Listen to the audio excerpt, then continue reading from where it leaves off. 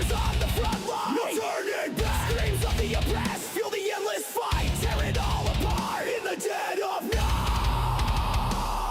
Retaliation's end, in ashes they will lie, for Sharon's legacy will never die.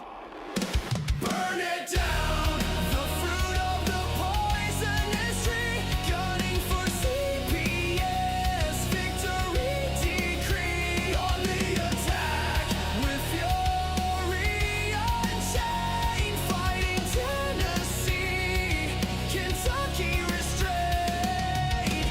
War anthem eternal, the revolution's here, saving Sharon's cave, conquering the fear. Gunning for CPS, burn it all.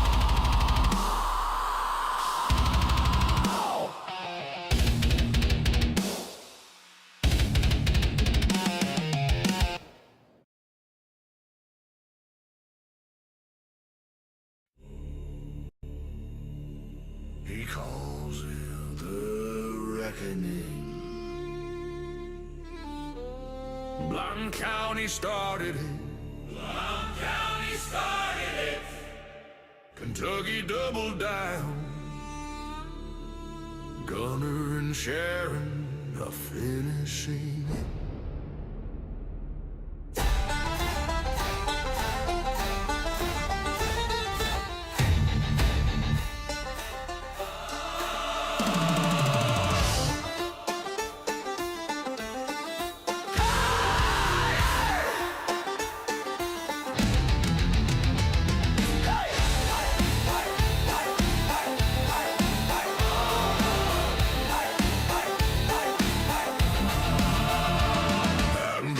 Shadows where the black bears roam.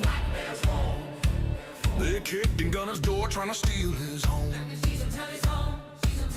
No war and no crime, just badges and a grin. But they forgot one thing, mountain men don't bend. He looked him in the eyes and said, you just signed your fate. You touched my blood, now feel the reckoning's weight. Hear the Smokies roar, hey! In Kentucky weep. Hey! This is the reckoning. Gunner Evers calls it down. Blount County burning to the ground. Kentucky CPS on their knees tonight. Retaliation thieves gonna lose this fight. The reckoning is here. Wake up, America. Draw near. For every stolen child, for every mother's tear. The reckoning is here. Sharon stood like stone when Kentucky crossed the line. Took her babies for revenge, thought they'd break her spine. But every tear she cried turned into molten steel. Forged a blade called justice that no court can conceal. From Maryville to Frankfort, the corrupt began to run. They woke the sleeping giant, and the reckoning begun. Now 1 million parents marched with torches in their hands, from the hollers to the cities, across these stolen lands. Gunner's voice on the podcast was the battle horn blast. Every episode another nail in the empire's casket. He named the day, he named the hour, he named the final stand. He called it the reckoning.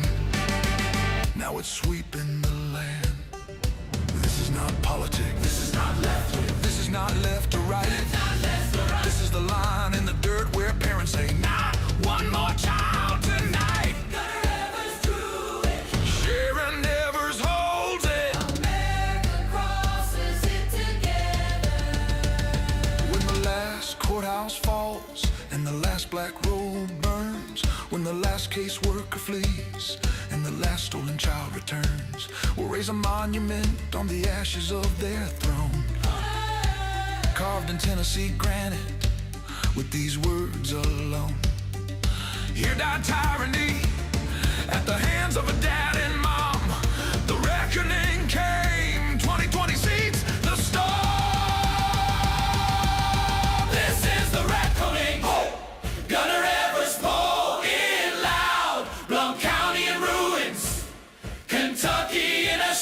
CPS is finished.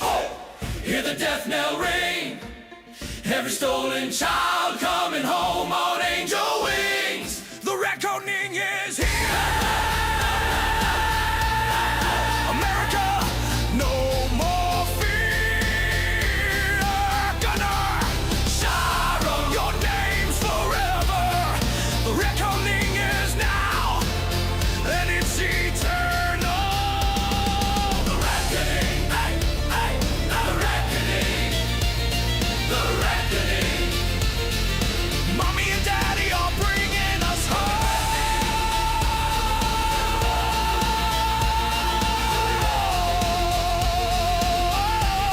The reckoning. The reckoning. America is free again.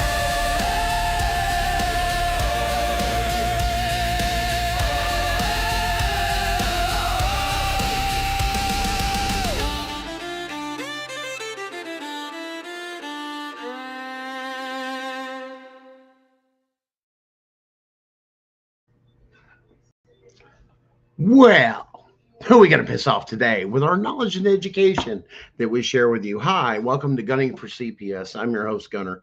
Glad to have you guys this evening. I do apologize for last week. Once again, I do have to deal with congestive heart failure.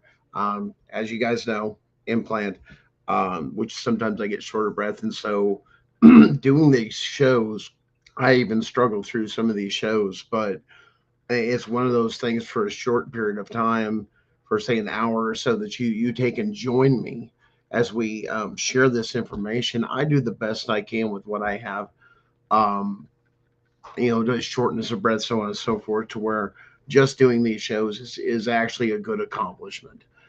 Getting that information there. I obviously can't run 100 miles, get extremely winded to the mailbox. So when it's time to rest, sometimes it's good to just listen to your body and rest and recoup a little bit. And like I said, weather's changing, so on and so forth. Spring is here.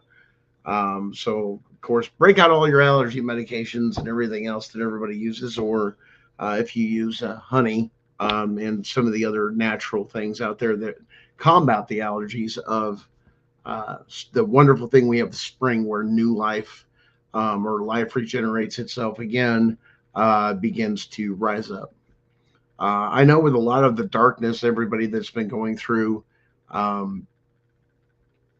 even in my own personal life, and like I said, the struggles that we've had going forth on things, we've got just a quick update in the case, the Rule 60, which, if you're not familiar with that, which is basically on fraud. It also does 6005, but due to my health condition, I was unable to meet some of the deadlines, but it's a 6005 in the state of Tennessee, which also mimics the federal rules of civil procedure on fraud and how those things are handled. And it's a unique section of the code, and it's found in every state, if you guys don't know, that actually take and tell you if your case is so bad, constitutional rights violations, those things, well, you have so much time to appeal, or this and that. There's no statute of limitation on constitutional rights, or to appeal under those things, matter of fact, but make sure you make those arguments clear. Or there are things under the 60.05. Once again, I could document everything with my medical records. But they took advantage of that. And once again, they prey on all sorts. Those that are, strong, and then all of a sudden something happens this week and they're trying to fight. And like I said, they have nothing better to do than kick people when they're down, because they sure as hell don't do their job. But the mass amount of corruption that I've seen, and I've lived in this part of East Tennessee for almost 20 years, or right around 20 years, and it's not the same town. It's not the place that I came to for peace and quiet, to live this particular way of life, to be left alone. And I have watched greed, money, and the push for progress to make more money just consume my, where I live. And it's sad. And with that money comes greed, corruption, people that just want more and more. It's never enough. And others that have power. Now, I know we're coming up on an election year um, in our particular county for certain things, as well as across the state, and everybody's out campaigning and campaigning hard. If you don't know, Marsha Blackburn obviously running for that. We have Monty Fritz. Monty Fritz is, and this isn't the unfair advantages. I'm telling you about this corruption and how it goes to the top. And this is what we expose and we educate you. See, under the rules under Tennessee, if you're a sitting senator or congressman, something like that in the state, you are forbidden from fundraising. But if you're a U.S. congressman or senator, oh no, you can raise as much money as you want. And this is the unfair advantage to where this is not equal. And to be honest, if I was Monty Fritz, and if that became a big issue, which obviously it is, he's limited on funds and fundraising. He has to do it all out of his pocket. And that's pretty crappy, or other people pay for it. It's not a donation. Hey, we just want to sponsor you. No cash, as some of these others get. But when you have others like Marsha Blackburn, then those rules don't apply.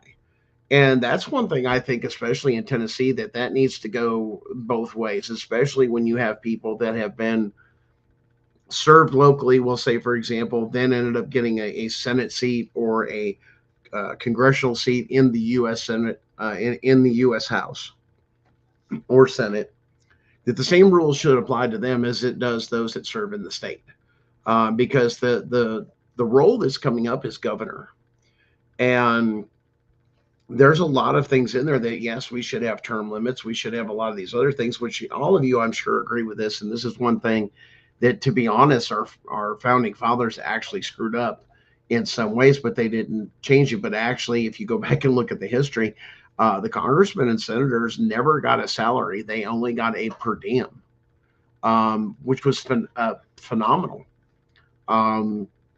Because it then put it at their cost. The idea was to serve in Washington for what you had to, and then through here. Now, does that need to be updated? Yes. That's probably one of the reasons why, because of updates. But at the same time, now we have planes, we have virtual, we have so much stuff that we don't have, and our laws have not kept up with that. And I think that's one thing, especially too, that we need to correct, because a lot of these won't even show up in Washington. They will do things, try to do things remotely. They especially did this, especially during COVID-19 lockdowns, as you guys know, as well as a lot of stuff in your local areas when that happened, and what kind of detriment, let alone the stuff we found out about those lockdowns, should just shock everybody. But I guess the one thing that shocks me is, now that the Epstein files, things have been released, this and that, the Diddy stuff's out there, all these other things that are going on. And, then you've got, and we've talked about this before, why the Attorney General, Pam Bondi, actually turns around and says, I can't arrest everybody in the Epstein or people that are guilty of crimes that I would actually pursue, because it would tear down our infrastructure. To be honest, with everything I see today, I don't think that's a bad problem. And I mean, what do you guys think in the comments? You guys are awful quiet tonight, but give me your thoughts in the comments. I mean, do you think we should just let it down? I mean, me personally, burn it down. Let's make a bunch of corrections of stuff we know is wrong. Number two, let's clean this up and make sure that every state code, every state statute, every policy, procedure, so on and so forth, both in the federal government and in the state government, is constitutional. Because here's what I'm going to tell you, and this is looking at, and I've looked at a couple states, it would strip away a very large chunk of powers they have delegated themselves that are not even constitutional.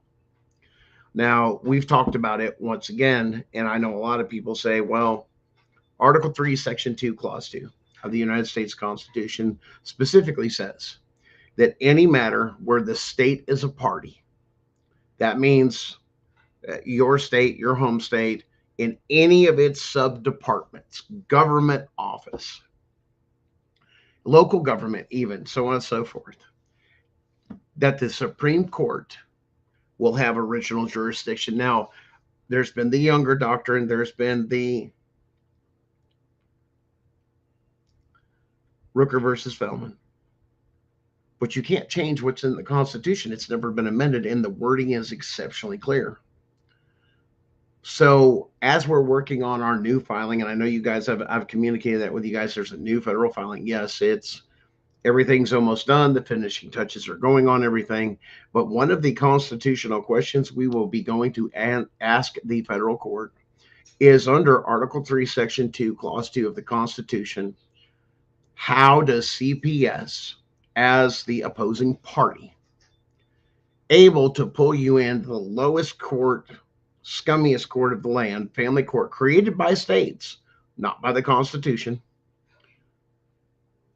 How are they able to even adjudicate themselves or cases like what I went through?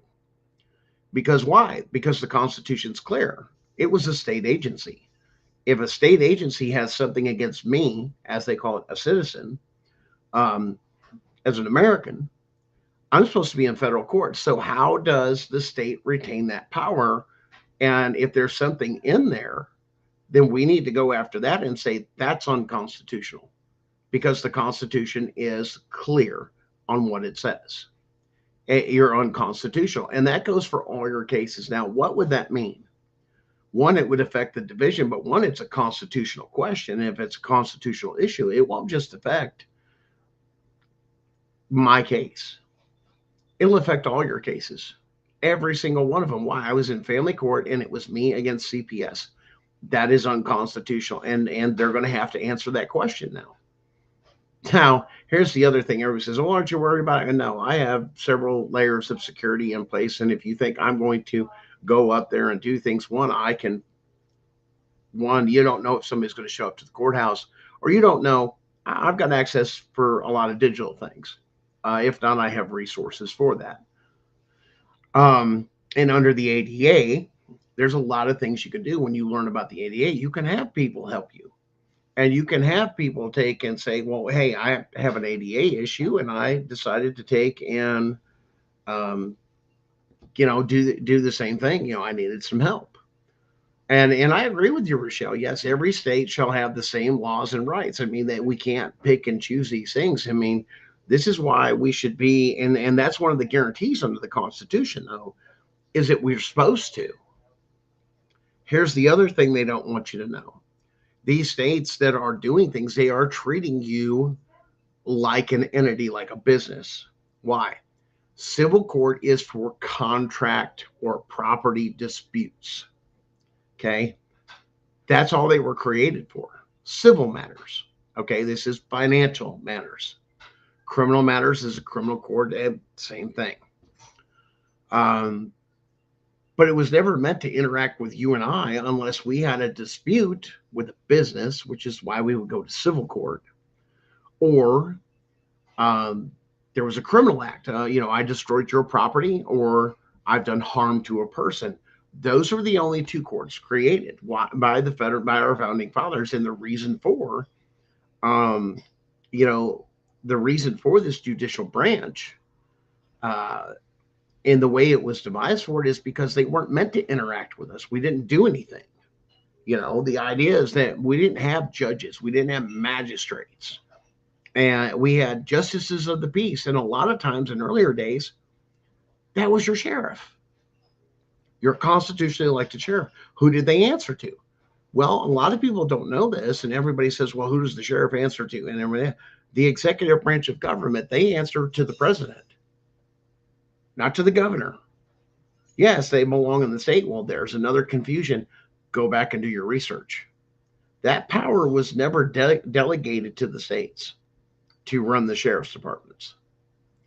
That was under the federal government, and it was done by the support of the people in the county, who they elected to be over us to basically say enforce the Constitution. That changed. And this is what the thing is, whether or not it's legal or whether it's not legal. We need to do some sifting. And we've trusted that we've taken our monies, so on and so forth, and given them or been taken, robbed of them, and they're misusing them. That now with the NGOs and everything else being exposed, the stuff in Social Security, dead people voting, all this other stuff, those that we have trusted as our elected and appointed officials have turned on us. And it's not a question of whether or not they have, because the evidence says they have. It's just that simple. Now, how much are we going to tolerate? Now, a lot of you say, what do you mean tolerate, Gunner? Let's go back to the founding document of our country, the Declaration of Independence. It specifically talks about times like we're in now. It says we will tolerate so much tyranny or people taking over or taking away our rights, this, that, until it comes a time that, one, we wake up, but two, what we have the power to do about it. When we get to that point, it says that we not only have a duty, we also have the obligation to remove those people by any means necessary, which is why the Second Amendment was the very second one. Go back, look at the Founding Fathers papers and why that was put number 2. Because if they got to that, because understand the Constitution is based off of what was written and found and what the offenses were in the Declaration of Independence. That's huge.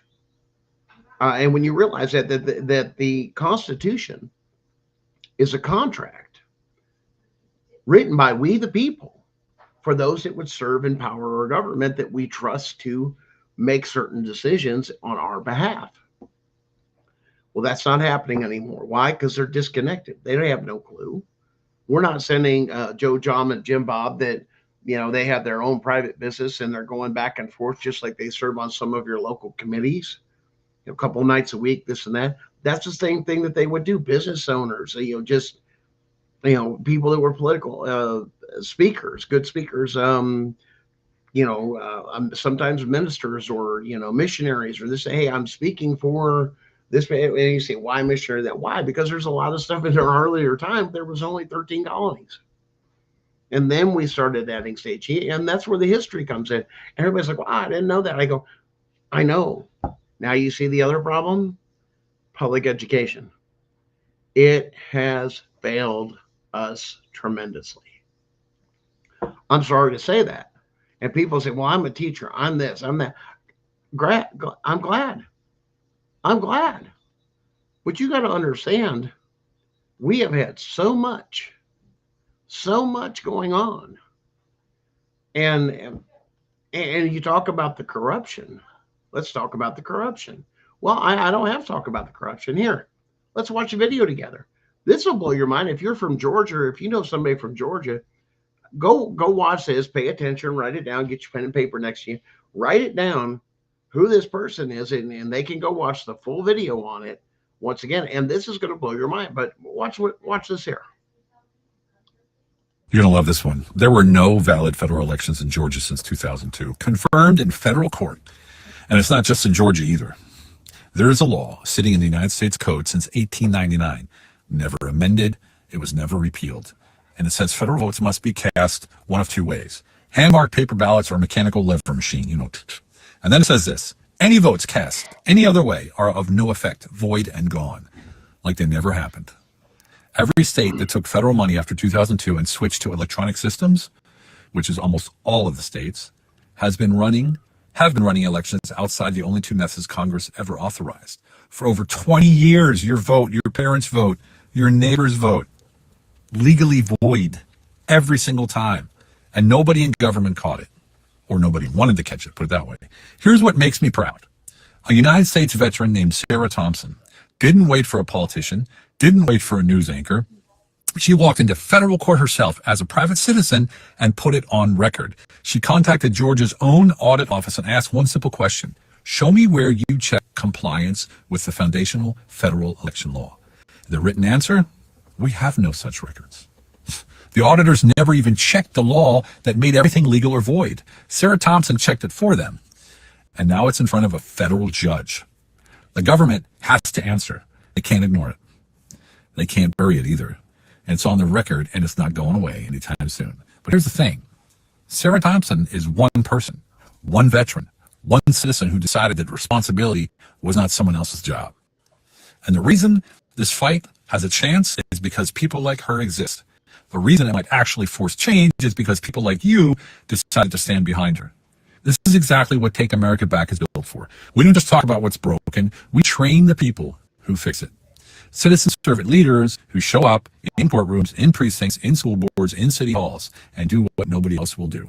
Responsibility is the seed of leadership, and right now that seed needs some water. So please go to jointab.us to become a sponsor. Buy the book. Obviously, we're not advertising for them, but the man has a point. There's something that has been on the books that says when you went away from the machines. Now, listen, I'm old enough to remember the old manual machines, and they had to be inspected and certified by a certain technician. And it was, once again, it was a job nobody, and they rotated all the time. And then they had somebody come back and double check them quietly to make sure these machines were not tampered with. And they were secured. Now, understand that was a time a while ago, but that means all these digital votings and everything else, and when they took and they upgraded, Congress never authorized the change of that. That means all these federal elections, and your state's probably got the same machines, the digital. Excuse me. That means your votes didn't count. They're all null and void. And if this goes through, there's been no legal elections. Uh-oh. What does that mean? That could possibly mean all the way back to probably Clinton. I believe it was around that era when they started doing those switches from Clinton forward as presidents. I want you to listen to me, because if this goes through, this is a huge thing, and you're hearing it here first because they haven't connected the dots. Those presidencies and everybody elected, even in Congress and the Senate, is now null and void. It means we would have to clean house of all elected officials. Now, your state may have something different, but if they have same wording like that, which most of them do, this is where you need to start checking it. And she checked Georgia. Did you listen to the story? She checked Georgia. What does that mean for Georgia? It may mean for Georgia that anybody that's been voted in or currently sitting in office in Georgia now has to be removed. That case alone there may trigger martial law across the whole United States and tear this whole system and collapse it down. One person. 20 years. 2000s, 1990s, all the way up to like 2000. And think about who's in there. That could have been about 96, around there, the Clinton era. That means every executive order that's ever been signed by those presidents is now null and void. This case could reset our country and actually, what we were talking about earlier, do a full constitutional audit. Why? Because it will remove every sitting person in political office and their appointees of everything and shut it down, including CPS. No more money. They weren't compliant. They could use this to shut off all Title IV benefits. Wow. Means they'd have to pay you and I back every single dime for that time too, because nobody was legit. You misspent our money. Could mean taxation if the state wasn't compliant and anything else. The state would have to have, if you have a state tax or a state property tax, that would mean all that money would have to be repaid. Folks, you don't think we're going through something serious. That case alone, and let me tell you something, it'll go through. It will find that Congress itself, as well as the states, are in contempt of court. and contempt of the Constitution. That case, you guys better track that case, is what I'm telling you. You better wake up.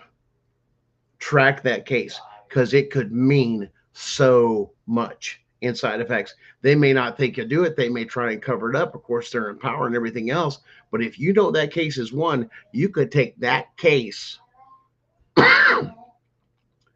put a notice to your state that all elected officials, both local government and this and that, are not compliant, especially if it doesn't line up with your state, and have everybody removed.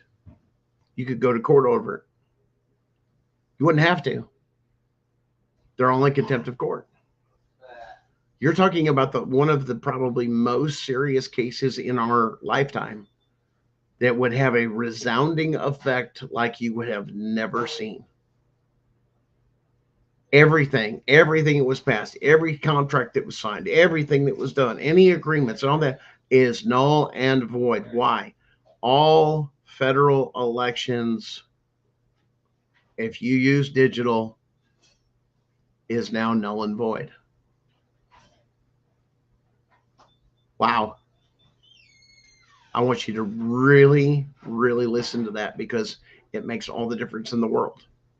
This is what we've been talking about. And when I came across this story that somebody did the extra step and found out that this was done, that means Donald J. Trump, and I hate to tell some of you guys like him or not, or anybody else, has never actually served in office legally. Yeah. You see how big this is? Y'all better wake up because it's not a joke. If that happens and that case goes through, and that case is on the books set before a judge, notice he didn't tell where it was. But get behind, I'm telling you now, get behind her. And I'm telling you, I stand behind her personally because of what strength it took to point that out and not go through the channels. And here's why, and a lot of people, and I've heard a lot of this with CPS people, and I've heard all sorts of stuff. I've even seen stuff posted lately of, hey, you just comply, you do this, you do that, and you just do that. And when you get out, then you go after them. And then I made a comment. I said,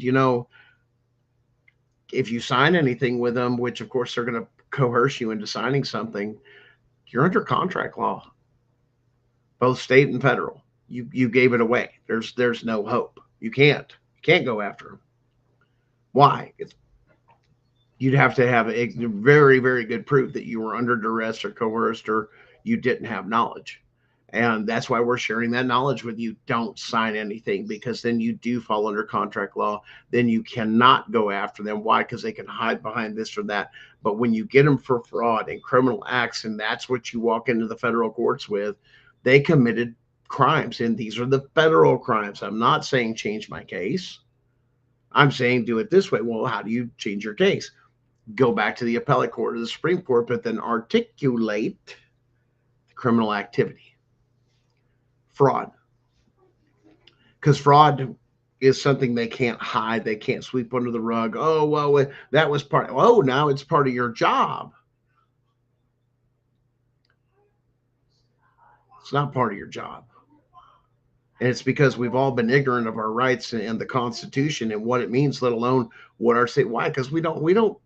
That's not the biggest thing, especially look at a local high school. Let me give you an example. Local high school. It was about the next new game or the next big movie or stuff. Like when I was growing up, when we saw games, we were starting to see that was the big rush. Those were the great things to spend your money on for entertainment. And we were distracted. And then TV was pumped and pumped and pumped. And we watched shows every night.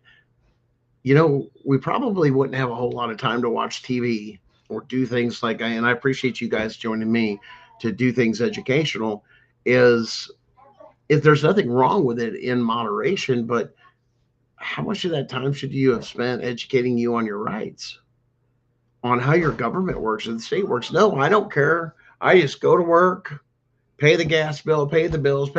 I'm consumed by the bills, and the bills are so overwhelming. Then I got to have a drink, or I got to do this or that. Why? To get my mind off that, and then I got to have mind-numbing TV. Why? Because I've had a long day. Do you ever think that maybe if you truly knew your rights, and now this is coming out and educating guys that if you really know your rights, there's a lot of things that you're doing you're not supposed to be doing. Um, and it's been corruption, and because it's unconstitutional, somebody stood up enough to say, "Hey, I found this." And no, I'm not going to go through the channels. I'm going to go straight to a judge. Why? Because the judge is going to turn around and I'm going to ask, I'm going to gather my evidence. Then I'm going to march into federal court and I'm going to file the evidence and put it on file and then get a date. And I'm going to make a judge answer me in a 1983 court, federal court under constitutional questions. I have a question or a federal question, or where she filed in. I'm not sure where she filed. I'm going to look into that. But I just caught this story myself. But um, is this legal? Are they even valid now? Because the federal standard says this. Oh, well, there's no excuse. See, there is no bending to these things, and so on and so forth. These statutes, these codes, is that they're there. See, this is the scary stuff. I bet you anything, when I go to look at it, I'm going to probably dig through it a little bit deeper and go, when did this become digital? It's either that or this veteran was just doing a historical thing and looking through that, because there is still a lot of things that are not on the digital record. Excuse me. In the Library of Congress. The Library of Congress. Yes, that's where all the records are kept.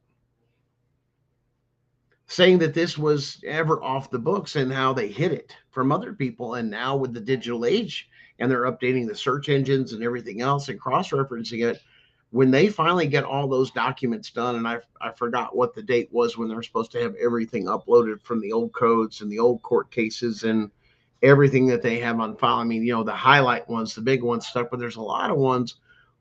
Politicians and people in the judiciary throughout time has hid these things. They buried them, because if they did, they got away with what they got away with. And that's what's happening. You're not being constitutional, and now they've just been caught not following the federal law. That's massive. But if you think that's massive, we got another one for you. This will blow your mind. Check this one out. When did law enforcement relinquish their duties to protect and investigate crimes against children and hand those duties over to 20-year-old DCS workers with or without liberal arts degrees? DCS workers should not be conducting any kind of investigation, I'm sorry, against families. They are incompetent to do so. They insist their role is not a policing role. That's false. They act as police in what they call a non-criminal role, which is wholly unconstitutional. DCS, let them return to providing services to family in need. Stop their policing role and bring sanity back to the state of Arizona. Sheriffs and police departments, do your jobs. I've met many women who have been told by CPS, you better get that kid out of that house or you're going to lose custody. And then the abuser opens a case in family law and the children are taken over. And DCS abandons them. DCS should not be investigating anything. We have the stories, heart-wrenching, that we just heard. DCS has failed in the past in their investigations, as we all know. And for this bill to go through and this gives DCS more investigative authority, and they're not capable of what they have now going as far as investigations. Investigations should be left up to Department of Public Safety, the Office of Child Welfare Investigators, which both of those already exist, so it's not like we're inventing wheel to get some forensic, trained, real investigators in there to, investigate at the beginning of an investigation, follow it through to the end. My child is not. Okay. One right there. I will tell you one thing that I do not agree with is the forensic interviews. And this is why. A forensic interview is theoretical. Things that possibly or should or we know it's possibly going to happen. It's all suggestive. It's all hearsay. There's a big difference between a forensic interview and a factual interview, and there's a reason CPS chose a forensic interview. It's not saying that something could happen or something that has happened. That's not the point of the creation of it. It's to basically give law enforcement the concept of where to look or possibly look for evidence for criminal charges. And after that, it's supposed to end. But CPS says we're letting too many people go and we can make money. And we can take this to civil court where the very stringent things that with the methodology, the things that we have to prove, the bar, if you will, that has been set to go forward with a criminal case, that we can't meet them at all. So let's take it back to the civil court where those thresholds are completely lower. But once again, by each state doing this, that's going to be one of the things that's going to be questioned is what about Article 3, Section 2, Clause 2? Because I can't face the state or a state agency. That's federal court jurisdiction, not family court. Well, who created this and gave them that power? The states did. So not only have the states not been compliant with federal elections and illegally certifying votes that have not been done to the federal standard, you're also going to the fact that you're in a courtroom that you're not even supposed to be in with CPS, and that would stop the child trafficking immediately. Why? It's supposed to be in criminal court because the charges of child abuse and child neglect, if they're truly found, are criminal charges. They are found in the criminal code. The problem you guys need to look at too is look at your state's constitution. We want to, if you're in Tennessee, it's Article 1, Section 14. It says you can't be convicted of a crime using criminal code is what that means. Using criminal code. You can't use a criminal code against somebody unless they've been presented, indicted, or impeached. Those three things. That was never done. And this has probably happened in your case. Now you have extringent fraud. Go find it. Quote it in your case for your appeal. Quote it in the stuff that you've got if this is the circumstances that turn it around. Why? Because your state can't do it, nor can CPS hold you to those standards if you haven't committed a criminal act. And get somebody to understand it and say, hey, well, here's the thing. They accused me of child abuse. They accused me of that. Okay, run that code and ask whether or not, or find out whether or not that's a civil code or criminal code. Because if it's a criminal code, you should have been in criminal court. Bottom line. But they're getting away with it because people don't know this information. That's why. That's why. That is scary. What do this is crazy. Why? Why? I mean, and that's what it comes down to. Now you're saying, well, Gunner, this hasn't been going on too long and this, that. Oh no, it got worse because of the federal elections.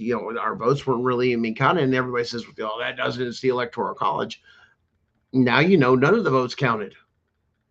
How can the Electoral College cast a vote if its popular vote isn't even countable? They have a 0-0. They can't vote either way. But even the Electoral College missed it. But it's been going on so long. Why? Well, let's go to the Obama administration. And if you guys don't follow this guy or don't take and look up some of his YouTubes for education, I highly recommend this. This guy is awesome. I've seen a couple of his other videos. Some people, oh well, he's just state sovereign. This he explains a whole lot. Even if you're not a sovereign type person, he gives you enough to think about and points out about all the corruption and how they're doing things they shouldn't be doing constitutionally as well. Check it out. What if I was to tell you that one of the companies in Washington that attorney set up is a medical coding research company? What if I told you Obamacare was set up for one reason and one reason only, and that's to traffic children? Obamacare. It's the only reason it was set up. What if I told you that they invested so much money, they built 3 supercomputers in the university in Austin, Texas, that a mother can go to her gynecologist, find out that she's pregnant, and the moment he puts in the code, the child traffickers are following that mother, their pregnancy. They know whether she's going to get an abortion, whether she has a live birth. They follow the kid through the first few years of school. They know if it's got blonde hair, blue eyes, or red hair, green eyes, or whatever. And what if they got blood type, DNA, all your medical records? So Obamacare coding system removed doctor-patient confidentiality from the United States and the world. Don't think it just happened here. It happened all over the world in every United Nations country when that was passed. We started it. So it's a 5-digit coding system with over 80,000 codes. We call it medical kidnapping in this country. I have parents that have walked into Phoenix Children's Hospital, and they can be up there talking to their doctor. Their doctor writes stuff down in his notes. He hands it to the medical coding expert in his office. She takes it, she puts it in the computer. CPS and the Superior Court of Arizona leases space in the basement of the hospital. A red flag pops up on the CPS agent's computer down there. She has every medical record, the home address, the parent's name, everything. She can cut, paste, put it on her documents, an order to remove, walk it next door to the judge, have him sign it, get in the elevator, be upstairs within 5 minutes taking the child. On what ground? Whatever they want to think of. Yeah. I heard they lease space in every hospital. They do. Every hospital. Yeah, every hospital. The courts and CPS, every major hospital in the United States, they lease space. But let me tell you something. I'll tell you what they've told me. They told me all the evidence that we've turned in the last 3 years, it could take the military as long as 10 years just to take care of it. There's not enough people to even take care of it. Sweetheart, I'm going to tell you there is. And we have a lot of help right now. And we haven't had that help for that long. And I don't really want to talk too much about it, except one-on-one in private maybe. I'll show you some things. Okay? But we have a lot of help right now. I always knew there was good and evil. I always knew that when people rise into a position of power, a lot of times they get very corrupted and they start committing the 7 deadly sins, and then Satan takes over. But what I didn't know until maybe 5 or 10 years ago is that the whole world revolves around child and human trafficking. Think about what I told you about our birth certificates. We're being bought and sold legally to fund governments all over the world. This is why they can afford to be so bloated, to have agencies. They're only supposed to provide us with 19 essential governmental services and no more. They're providing us with 6,000 and forcing us at gunpoint to pay for it. But they're also using our trafficked selves, our trusts, to fund that. Here's one thing about good and evil, both. They both have to disclose ahead of time. That's the universal nature of law. They have to disclose it. And it's been disclosed for a long time. but we just never noticed. Well, We don't pay didn't know what to attention. look for. That's right. That we didn't know what No. to look for. Plus, it's like a puzzle. Okay, Yeah. they throw away the box top, Yeah. and then they put one piece here and Yeah. one piece here and one piece, and you got to figure out. Well, gather up all the pieces, figure out what is a piece, gather up the pieces, and then you got to put it together to see the picture. All right.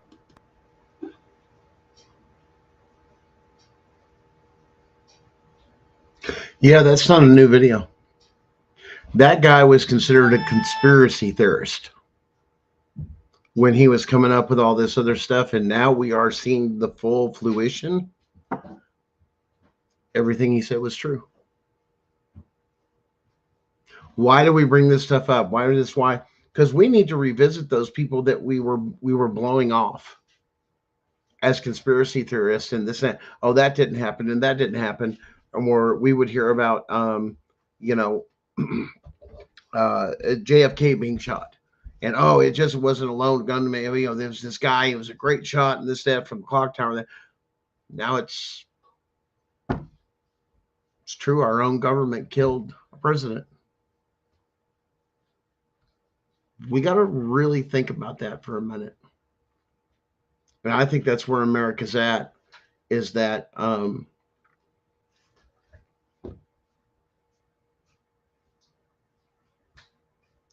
we're really looking who we can trust. Because now with everything being revealed, well, not everything, but a mass majority of this stuff, the Epstein files, MK Ultra, Martin Luther King, all these other things that were revealed. And now the election stuff, we haven't even had a real election. And then it goes, and then it branches off back into what becomes of it when we steer away from the Constitution. Child trafficking. Hand in hand. Get evil people to take in and get control of things, or people that have a motive, or they can blackmail them on Epstein Island. Now I have control. It's not about money, and we'll let somebody else handle the money. Somebody else do it. I just want the tapes. But what do I get for the tapes? I'll put you in power. See, it ain't the person that we see we've got to worry about. It's the person we don't see that's pulling the strings or benefiting. CPS goes much deeper than just your basic caseworker, or the investigators and all this other stuff. It's beyond that. And when we start going and we start asking the right questions in the right court,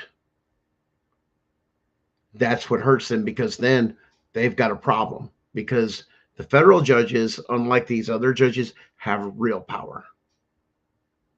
Enough to issue a court order to have the U.S. Marshals. Yeah, the power, that's the power of the judicial court. That's their enforcers. Go shut them down. Notify the president. Notify Homeland Security. All these different things are here. Powers that be, I'm shutting them down. Why? You have no idea the evidence that just hit my court.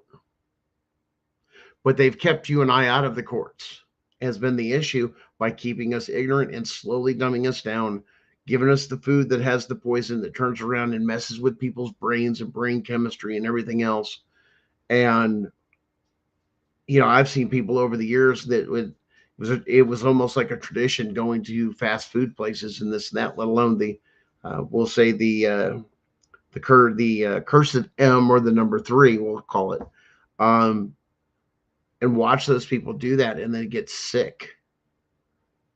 And it's crazy. And guys, I'm not ignoring you. I see you out there. You ought to see what the Wexler family, how it's trying to do with the AI and the family court system. Yes. Justin, one thing for a lot of the legal community is trying to stop this AI revolution. But once again, it's practicing law. It's doing this. Well, let's put this in. Okay, well, you have a basic system. What you build from there is your thing, but having something already put together and selling it, that's a whole nother thing. But it's funny that all the libraries and some of the other ones of these big law places, They go out there, hey, we've got our own AI and it's designed just for the law, and they're giving them to lawyers. But you had some lawyers out there that were getting caught using stuff like Chat GPT and then understand nothing about coding or any of this other stuff and so on and so forth. And there's others, like I said, you've got a basis of just a plain, hi, how you do? I'm an AI, I can learn and go from there, and you can build stuff on your own. And it's evolving so fast, it's hard to keep up with. Rook, I got you there. Let me go through here. Yeah, took your babies in a parking lot 8 months ago. No drugs, no drug tests. We literally did nothing. Okay, that would be probably my husband and I live in Michigan. On our way through Ohio to Michigan. So they were taken in Ohio. I guess it's the question. You're a resident of Michigan, but they were taken in Ohio. And where did you fall asleep? That would be the other thing, because that's what rest stops are for, is to sleep in your car or anything else if you're having a long trip and you're trying to push through, especially if you've had a family emergency or something happened and you got to get back or something like that, and you just need to sleep on the road. And now if you want to fight that in court of saying, and you're dealing with that, then that's called discrimination. Why? Because do you know how many truckers stop to sleep, especially at rest stops, and let alone the on ramps, the off ramps, and everything else? That's discrimination. So you have special rules for commercial people, but not for, thing. And these are just common sense questions that you ask of saying, and it's putting two and two together. Is it discrimination? It fits the definition. What did I do wrong? We stopped, we got tired, we took a nap. Now, if you're parking on private property or something like that, or a gas station, in that area, you don't know, ends up having a lot of drug problems. They think you're high on drugs or something like that. That's a whole different story. But even look into the state of Ohio and several others, they usually have so much time, like after so many days, to adjudicate your case. And if there was no drug test or anything like that, and say you're still in court and it's in Ohio and you live in Michigan, well, that's called emergency custody. And there's different rules. Well, the other issue is you're from a home state, so there might be something you could look into, and you gotta, do your research on it or talk to a specialist about what's called the UCCJEA. In other words, your home state is here, but another state did this here. Well, you got to have permission because they're considered a resident of this state. So that's something you actually take to a federal court of saying, there's no crime, there's no reason to take it, there's no drug test, there's no this, and I'm a resident of another state. Now you have, and this is where some people will get in there, this is where some of those state sovereign people get some of that. Why? I'm not a resident of your state. You don't have jurisdiction over me. See, my license says here. We now have a jurisdictional question or issue. Get your butt into federal court. And the reason I tell you get into federal court under 1983, and this is not telling you to do this, this is telling you it's the only one that has jurisdiction. You can't ask your state to do something they're going to get away with. You have to go to the federal court and say, is this legal? They did this with no crime and then stole my children because I was visiting another state and I was traveling through, and there was no crimes, there was no criminal act, nobody was in danger. We were all in the car. The doors were locked. Was it cold? Yeah, but it was warm. The car was on. This one was sleeping. This one was over here. We were all just kind of taking a nap. And if you say I can't do that, then why don't you come over here about midnight, 1 o'clock in the morning, and look at all these truckers lined up through here at this rest area, or other areas they pay for, like at truck stops. They have places that they can park, or they'll allow them to park. But you would think that safety was the biggest thing. Is, hey man, I need a nap, man. I'm just exhausted from the road. My eyes hurt. I need to take a break.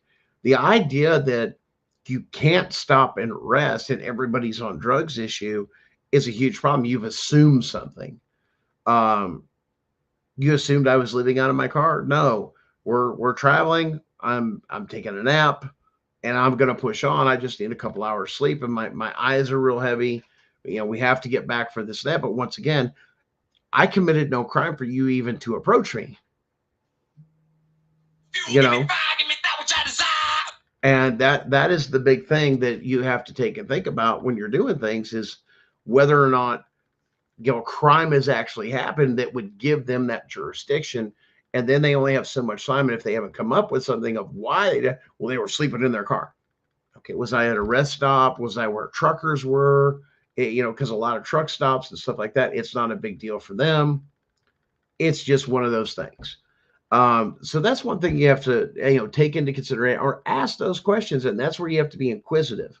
So that's some of the things I would look at, Rook. And like I said, it's not legal advice. This is education based off of what you got. There's a lot of questions. And these are some of the questions that, myself, if I was in that situation, I would ask the question traveling through. If not, right, these truckers do it.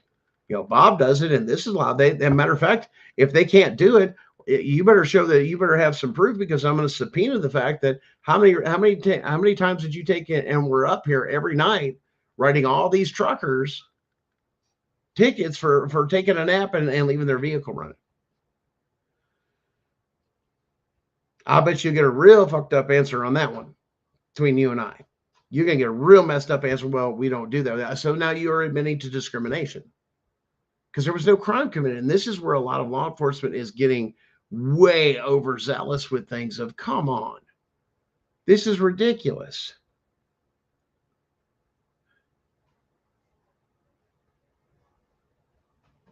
Well, like I said, if you've got that stuff, Rook, I would take that. Like I said, there's something called the UCCJEA that a lot of people won't talk about, and that's whether or not they have jurisdiction. If they say the kids had to be in harm's way, one, and if they're not doing that, then you have the opportunity. Like I said, there's several things you can do. A mandamus. There's several different type of writs that you can file at any time, even if you're in the middle of your family court case or bullshit you're going through. File it in the appellate court of that state, and then ask the question. And like I said, then you can do what's called a constitutional question to the court.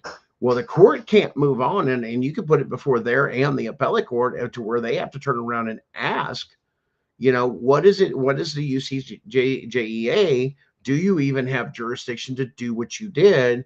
Enter the actual body cam footage is footage of saying the cops were even confused on what their job was. And then, like I said, you present the things. I don't know where you were parked or where you were sleeping. How can your child be in danger? Because if I can drive a motor home and let it run, and they have beds and everything else in it, and I can run my standby generator or the vehicle or anything else, once again, it's not a crime. And if so, show it to me in the code, in your code. It doesn't exist. Because if you did that, that would disqualify every trucker that had a sleeping cab, or not. Some of them sleep without it, or an RV, and they can't do that. Once again, but you got to know how to fight. Those are some avenues I would look into, Rook. Like I said, do your due diligence. I don't know if you have an attorney or what's going on, but those are some of the questions I would be asking or doing some research. That's very important. Now, one thing to take it going, I don't know if you guys have kept up with things, but there was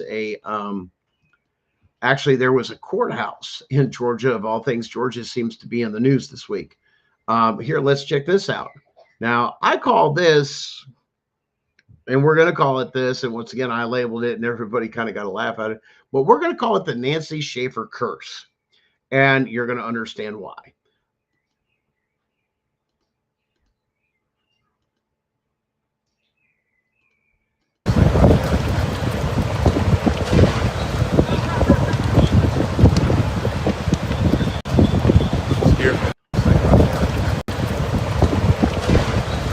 Oh yeah, there we go, up close and personal.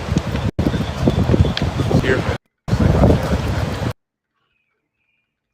That, ladies and gentlemen, is a historic Georgia courthouse. Now, my person did not get back to me, but there was scuttlebutt that turned around and said that that possibility was the older courthouse that was used as the juvenile or the family courthouse The newer one, I believe, from my understanding, from what little bit we got, it didn't get by my one source that was supposed to get back to me in time.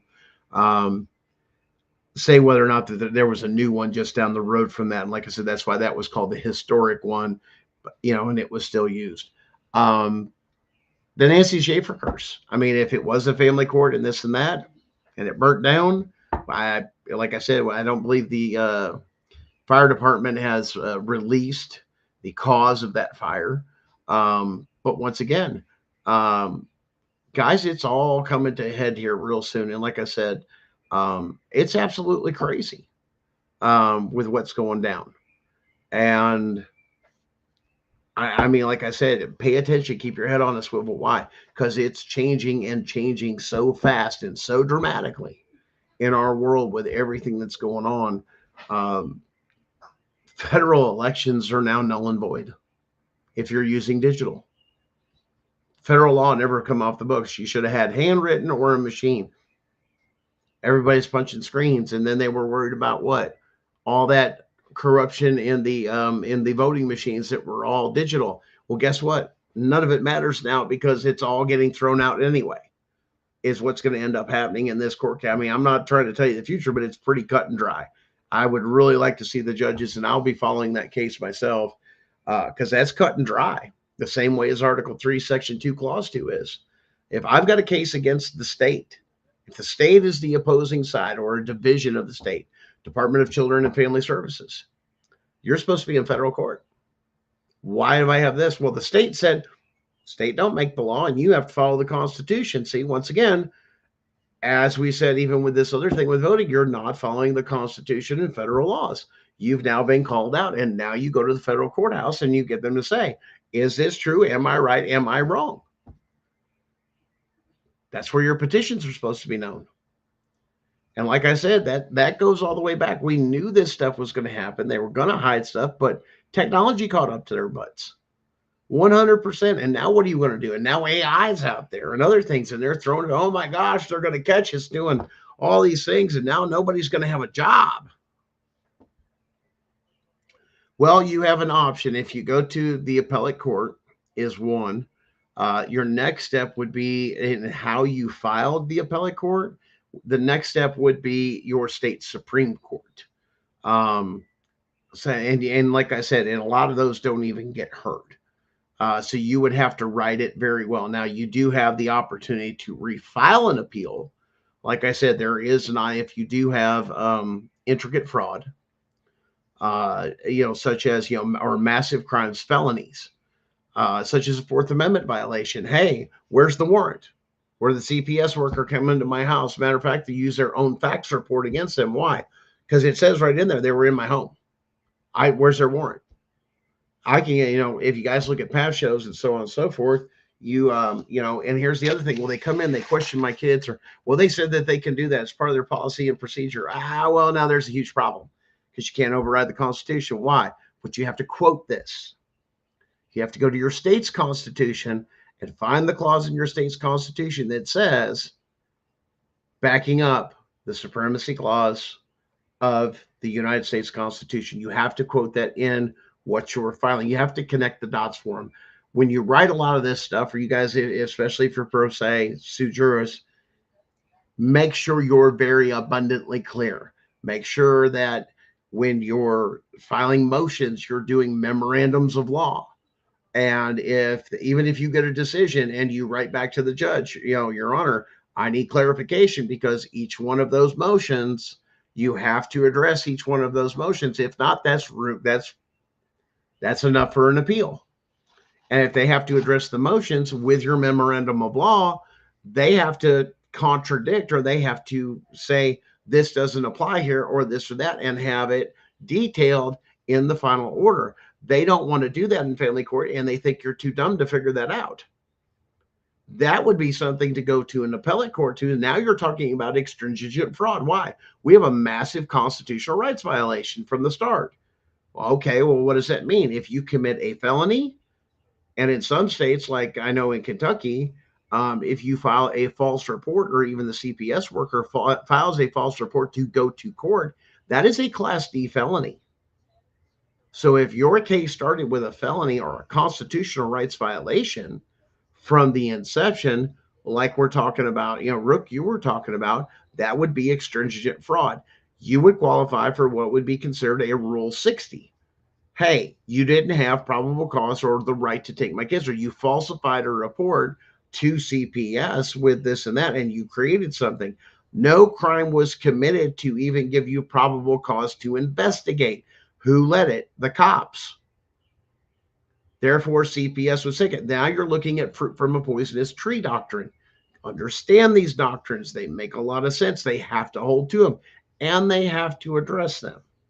Now, after you've gone to the Supreme Court, if you've exhausted all that and you go to, say, the Supreme Court and say you did have a Rule 60, you could file under what's called a Rule 11 in Tennessee, and that's to get the Supreme Court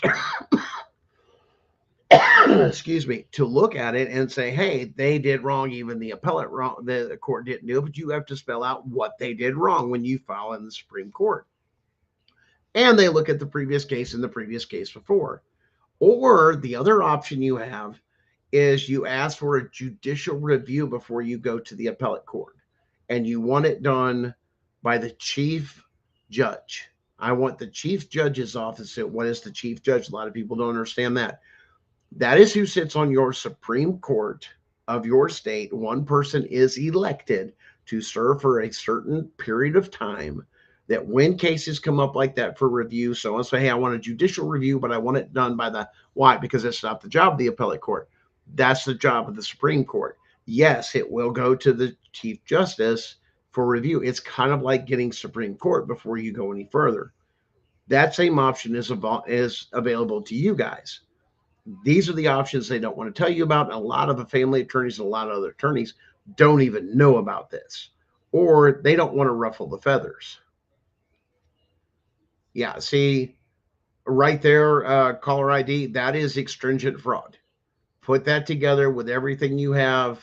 Once again, that everything that you have, you add this by the, produce it. Then that would call, when you did that Rule 60, then that's the power of subpoena. If you're pro se sui juris, you could, if you so choose, is the words I'll use because this is for educational purposes only, you would file a subpoena saying, produce the warrant or the judge's order to see my, the court order signed by a judge requesting to see the 3-year-old.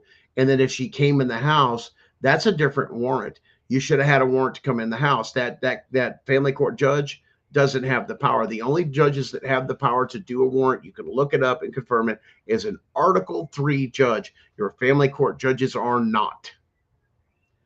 Or an Article 1 court. Specifically, in other words, by name, I give this judge certain amount of power for a certain amount of time. These are for special investigations and stuff like that, or committees or whatever, the judicial committees or whatever, the powers to do this. We're going to give that to you. We're going to assign an Article 1 judge to you, and they have a certain amount of power to do this. But once that mission's over, that power goes away. Well, you started from then. Once after that, that's where, like I said, no caller ID, fruit from a poisonous tree. Look into that doctrine. You can't commit a crime from the beginning and continue making more crimes and basing it off the first one. You got to say it's rotten from the core. That's what we're saying. Fruit from a poisonous tree. The tree itself is rotten. Any fruit that comes off of it cannot be consumed. Now, you want to talk about case law that backs that up. I'm going to give it to you. A warrant is mandatory for a CPS worker. White versus Pierce County, 1980. This case is back from 1986. This is out of the Ninth Circuit Court out of California. You must. Or you have to take and turn around and you have to have a piece of paper signing away your rights. Here, I'm informing you, giving you full consent that I don't have a right to come in here. I don't have a warrant, but do you give me permission to do that? And you have to sign it, or it has to be on a bite, but they have to give you full disclosure before they can, and they'll write in there, and they're trained to do this shit too. Oh, they gave me permission to enter. No, they didn't. Where's the waiver? Oh, I'm sorry, Rook. We were just going over some case law. We covered White versus Pierce County, 1986 case. You guys can look that up. A warrant is mandatory for CPS workers. Number 2, My children were questioned on my private property against my thing. Now, a lot of states' policies and procedures say we have the right to do this. No, you don't, because it's a constitutional rights violation. Automatic. Why? Well, let me tell you why. Doe et al., like a doe, like a deer, et al., or LL, yeah, et al., which is, once again, that's, to everybody after that, versus Heck, Heck, et al. This case is from 2011. And this is in the 2003 U.S. Plexus. You can find it in there. Questioning any person, adult, kid, anything else, is seizure under the seizure part of the Fourth Amendment, is seizure under the Fourth Amendment. So can a CPS worker enter my house and question my children without a warrant? No. No, they cannot. Can they take and enter my house and question my children? Absolutely not. The home state, you're from Michigan, so you're going to look into the UCCJEA, Rook, is what you're looking for. Now, those are two things, questioning kids. Now, do kids have rights and everything else? Were your children questioned by CPS or had a forensic interview? Yeah, my kids had all that and this, that. Was there an attorney present for the child? I almost guarantee you the answer is no. Guess what? Regault, small R-E, G-A-U-L-T, 1967.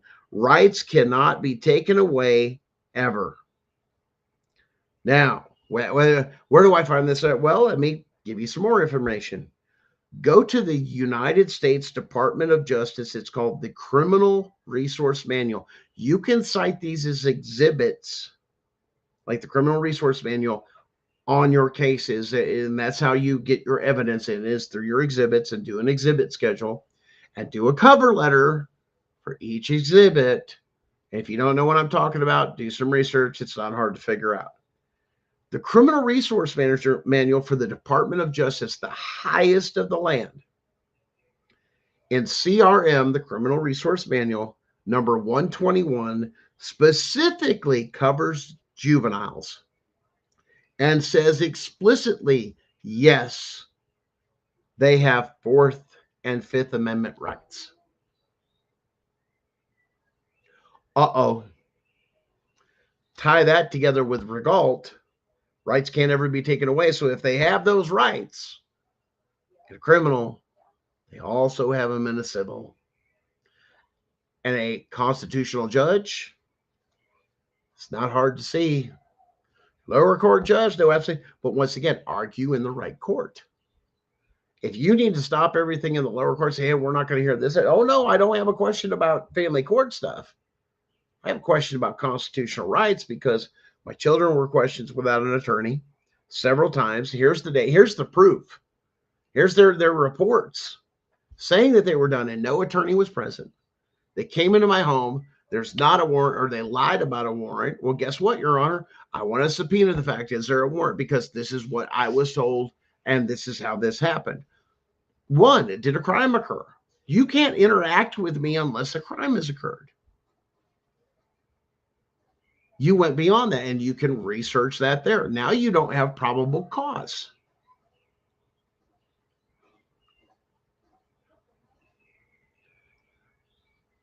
Did a forensic interview on your children on that Saturday. Okay, and they were, well, once again, did they have an attorney? That's something you pull the forensic interviewer. Like I said, this is how you win this. You pull the forensic interview. Was there an attorney present for my children during their questioning? Well, no, there was a cop and a CPS worker. Oh, no. My child has Fifth Amendment rights. And when I was considered, once again, the protector of those rights as the parent, you took that from them. Those child have rights. Where was the attorney? Not a guardian ad litem. They have a right to an attorney immediately. Why? Here's the case law. You screwed up. Go put that on the record and let them chew on it. And when they don't do anything about it, that's a criminal act. That's a constitutional rights violation. Boom. Now that's where your mandamuses and your writs and everything else. Hey, we're going to go for dismissal. Why? Kids weren't have this. And here's the reason why. Here's the stuff to back it up. That's what you got to file. Stuff like that, quoting the case law, saying in the resource, making the connect the dots and say, basically put them on notice. If, you know, if I don't get a favorable decision or a true constitutional decision, I will elevate this. And you don't even have to do it to the higher court. You can stop and say, I have a, you know, you can put it into the lower court and they must deal with it. They have to freeze everything. But you propose or you file what's called a constitutional question doctrine and look it up. And then you ask these questions. Hey, if no warrant was present, where, you know, where's this? Where's that? All those other things. And each case is different, man. You guys know your cases. It's, you got to fit the pieces together. It's like the puzzle he was talking about. Fit the pieces together. You got the edge pieces, you got the border. Just start working and seeing what fits and how it pertains to you. And for somebody else to argue your case or anything else, it's kind of like that old saying: nobody fights harder than a person that's fighting for their homeland. Learn the stuff you have to. If you have to take leave, once again, take a motion for leave. Yeah, or your kid's gone or this. Yeah, but take the time to educate yourself. Hey, I need leave. Why? To educate. Why? I'm doing pro se. You guys have been practicing. I'm at a disadvantage. I need this. Well, we're going to assign you an attorney. No, I don't want an attorney. I don't have to have an attorney. I just need time to catch up on this and file the appropriate paperwork. And you start filing things and you get them together and then you start putting these on. Okay, now I feel I'm competent and I'm up to speed on everything that's going on. We can proceed. But then you've got a whole nother problem. But that's where you got to bust your butt.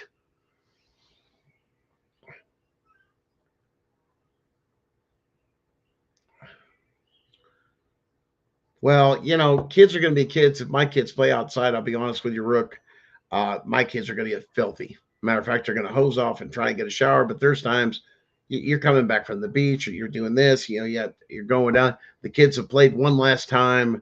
You know, they were playing in the dirt or this. Kids are going to be kids. And to punish you for that, you just can't. Once again, it's up to you. So what? Well, they have a bath. Yeah, I'm on my way home. The showers were broken here and we're on our way back from vacation or visiting family or this, that. Matter of fact, it's none of your damn business. What crime did I commit? We were here sleeping. Okay, so show me where that's a violation. It's not. Now you took away probable cause. And like I said,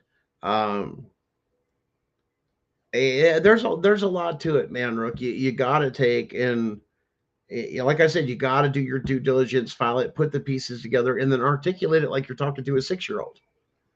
And yeah, it is disgusting. It's power hungry stuff. Why? They want that money. They want these kids.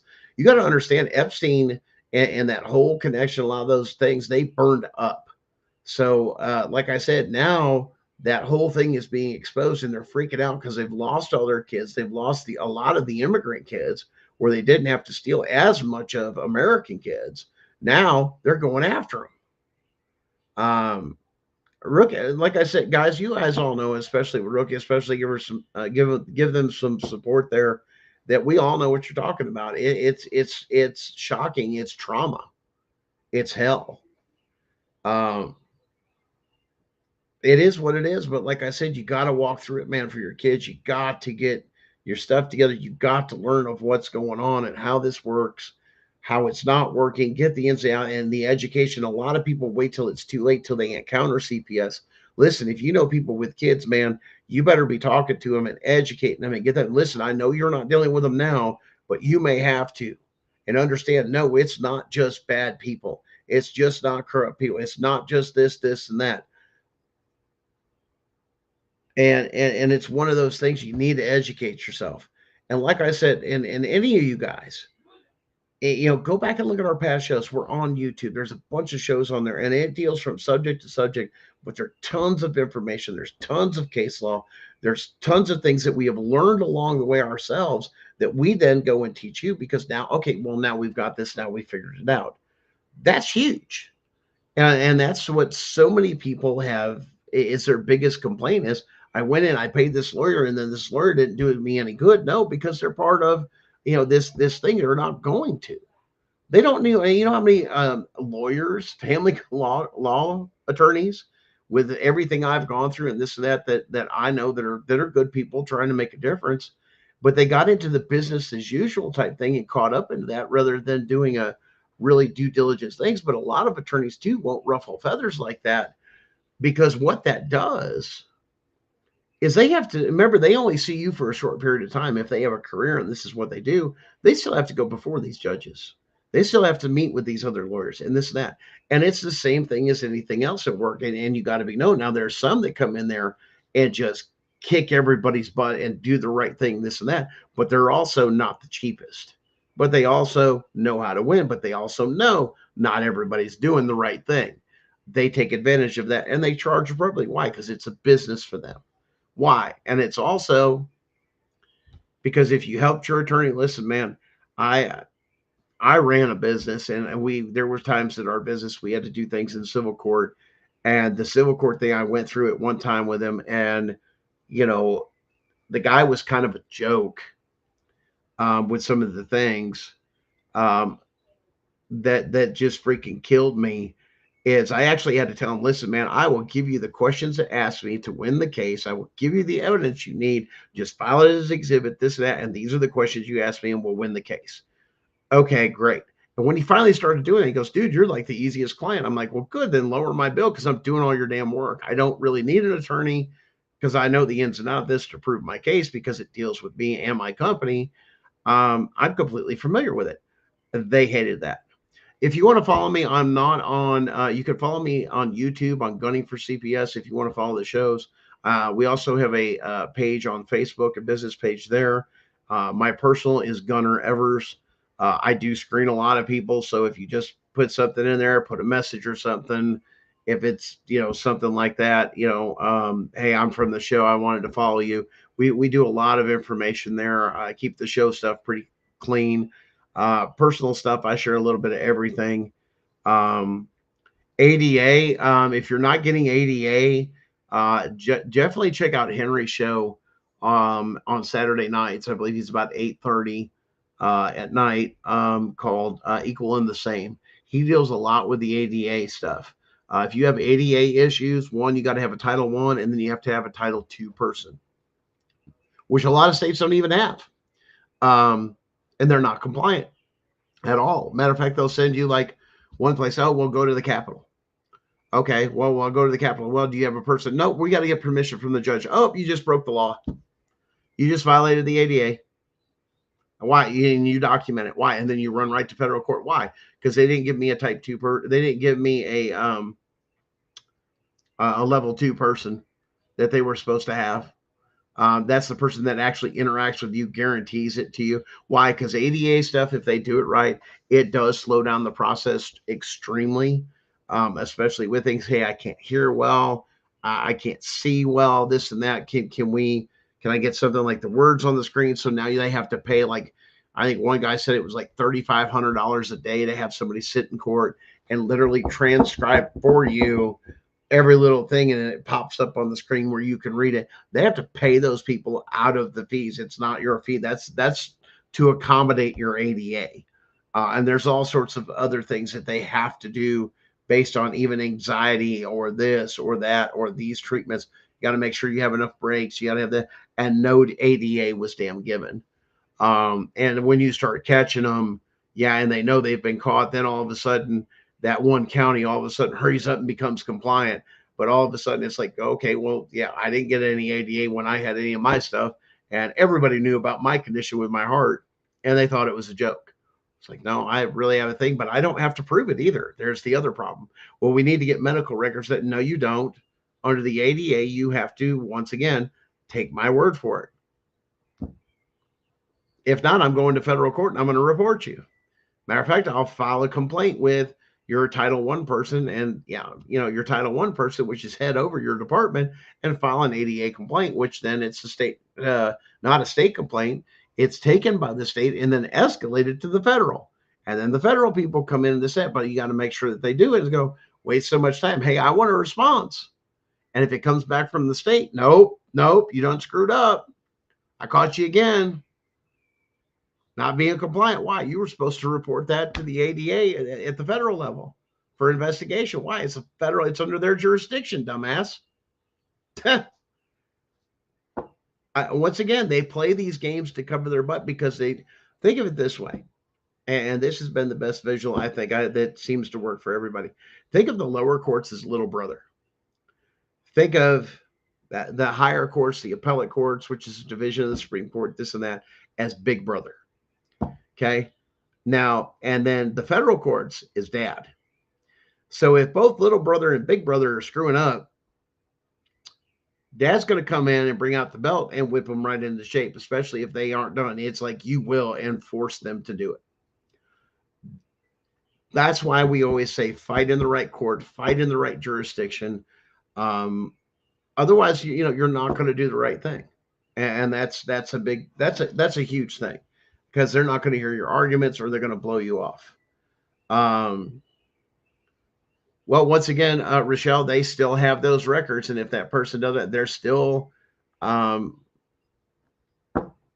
they still have to be accountable for their actions while they still work there. It doesn't matter.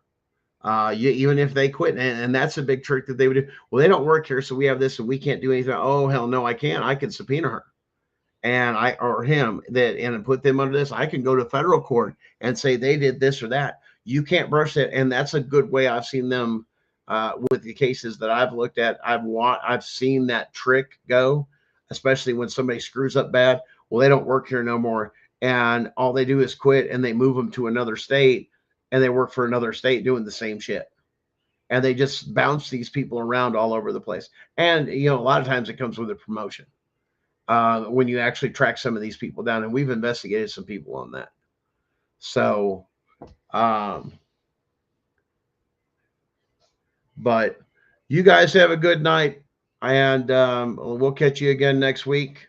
And like I said, keep things going with what you got, and keep studying, keep looking around, pay attention to what's going on, and keep it real and get some rest. We'll catch you again next week, guys.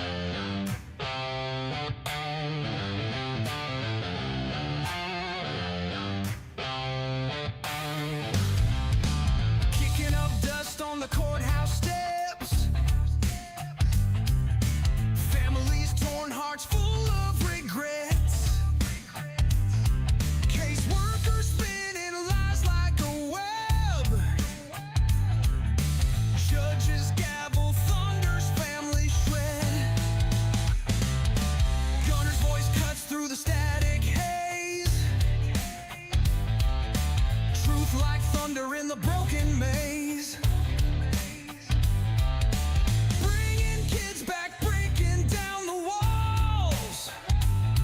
Roots deep in truth, justice calls. Gunning for justice, won't back down. Fighting the lies that plague this town. CPS corruption, their twisted game. Gunner's here and he's naming names.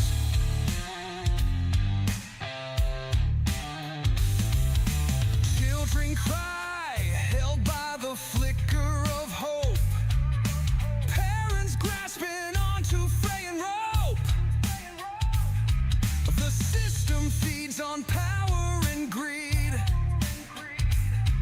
but truth is the weapon these families need. The fight's not fair, the battle burns hot. Gunner won't stop, he's giving all he's got for the families lost against the tide. Justice is his banner, truth is his guide. Gunning for justice, won't back down. Fighting the lies that plague this town. CPS corruption, their twisted game. Gunner's here and he's naming names.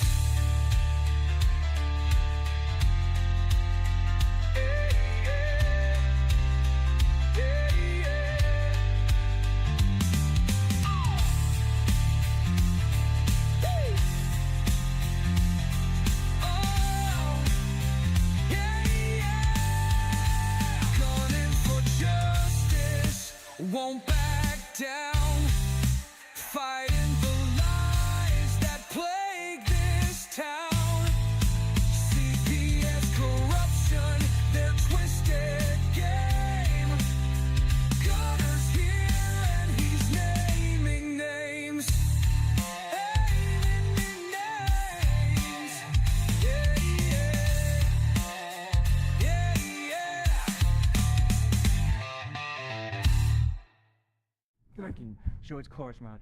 And you want to know if that could the back down, fronting welcome down to replying side. That's one a welcome down the plane this town, but it's doing welcome down the true this down. For your sucking six when you weller than losing her. The weather of my ranks of Gilikar, and the weather of your something your pride, and the weather of something of your back, and the weather of something you free, the weather of something you right back, the weather of something you read.